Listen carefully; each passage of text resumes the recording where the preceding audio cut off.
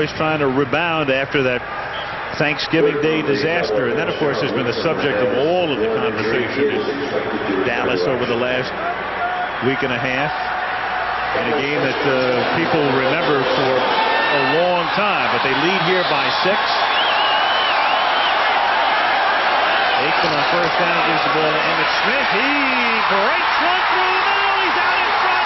And Emmitt Smith cannot go all the way because he's tackled from behind by the speedy Mark McMillan. He was out in front and McMillan caught him.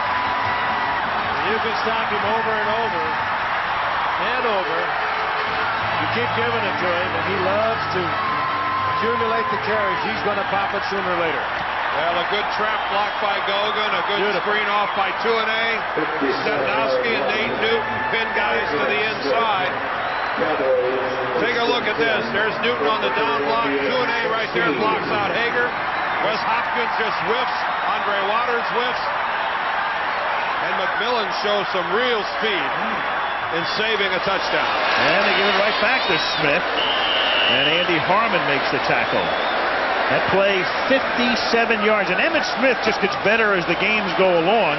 They give it to him a lot in the fourth quarter because they have the lead very often. He has the most rushing yards in the fourth quarter of any back in the league. And tonight he's picked up 166 yards. Again, it's coming off a game in which he had 237, so he's going to have over 400 yards in 2 games against the same opponent. Lincoln Coleman comes in to give Emmett a blow. 2nd and 9 at the 15. Aikman drops it off underneath. This is Coleman. The crowd is chanting loose. They think it's Johnston who has the ball. It's Coleman who's got it at the 10-yard line. Well, Britt Hager, the middle linebacker, is the first guy to meet Coleman. And you talk about a guy who runs up trying to put a lick on somebody and doesn't seem to have any impact with it at all. Lincoln Coleman listed at 249. Here comes Hager, and it's Hager who ends up going backwards, trying to hold on until the rest of his team gets there. And look at this, Coleman is still standing up. It makes it 3rd and 3, just inside the 10. Pressure on. Now this is the real Moose who makes the catch, and Johnston has a first down. It'll be 1st and goal at the 4.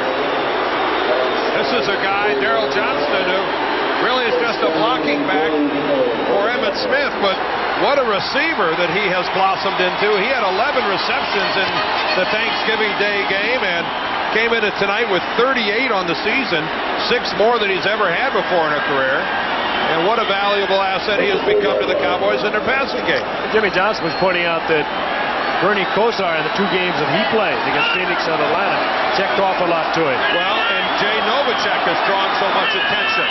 Let's open things up for Johnson. And here is Moose, who very much plays the same role that Tom Rathman plays for the 49ers and has played so beautifully through the years, taking it down to the 2-yard line. 2nd and goal, number 2. The Moose, that's what they call him.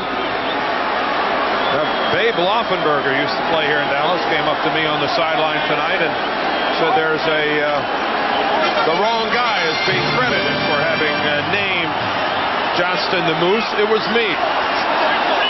So, Babe, I have set the record straight according to you. Here's Moose again. Touchdown, Johnston.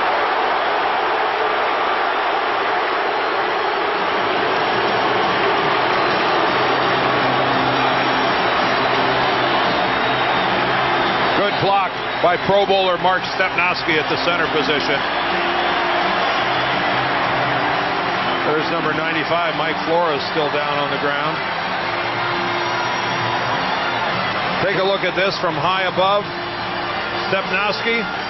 There's the excellent block he throws on Andy Harmon, Gogan, Newton, Tuanay, Williams, all these guys. They've had a good game. They weren't even close to taking Johnson off his feet. No. First rushing touchdown for Johnston this season to go with 1 receiving touchdown. Mike Flores needs the attention. 22-10, going on 23 with 9:16 now remaining in the 4th quarter. So an injury timeout as they work on Flores, and we'll come back with the extra point after this. Mike Flores off the field, who was shaken up on the touchdown run by Darryl Johnston.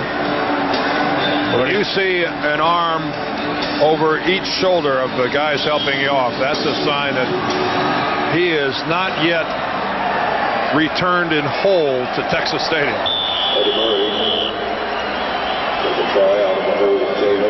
Eddie Murray with a point after. Novacek to hold it.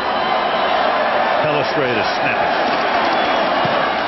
And a 13-point lead now for the Dallas Cowboys, who came into the game better than a 2-touchdown favorite. 9:16 remaining in the 4th.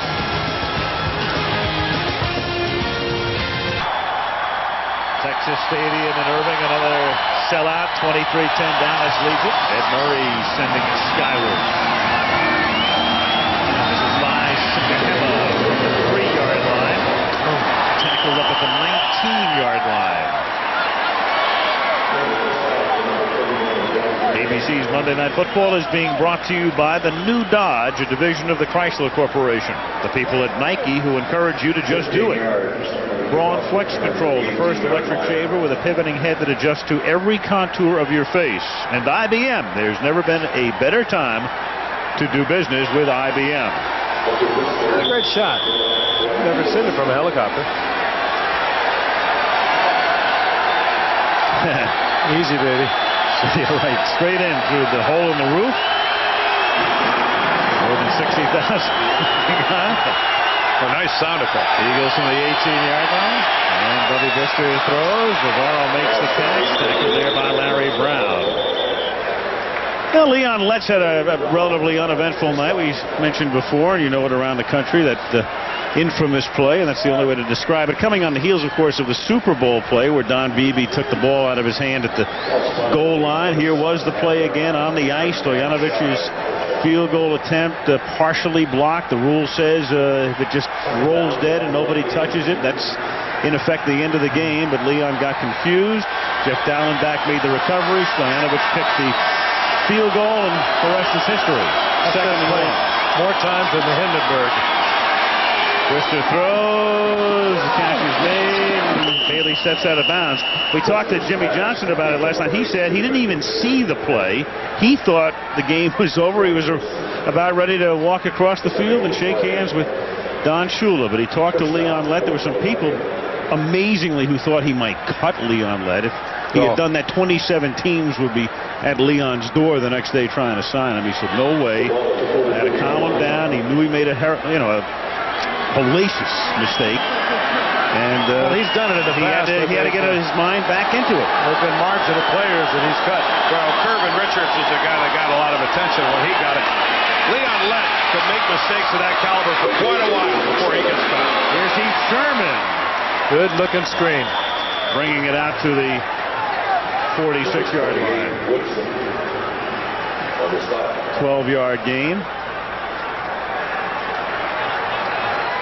Bubby's setting it up nicely, setting up in the pocket. Bringing in the defensive lineman.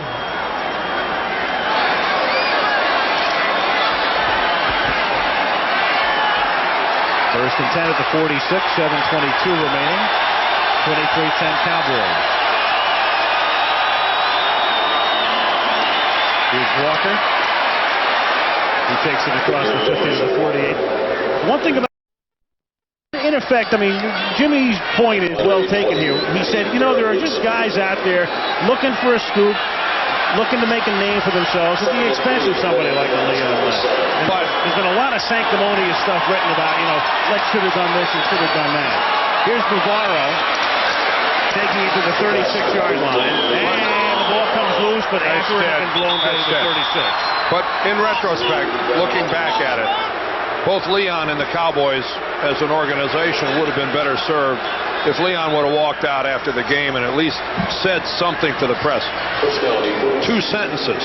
it would have got a lot of those people off his back, because not talking to the press gave them an excuse to prolong it and write about it not just the next day, but the day after and the day after. It took on kind of a mystical happening. We're not talking about the end of the world. Things happen awful quick.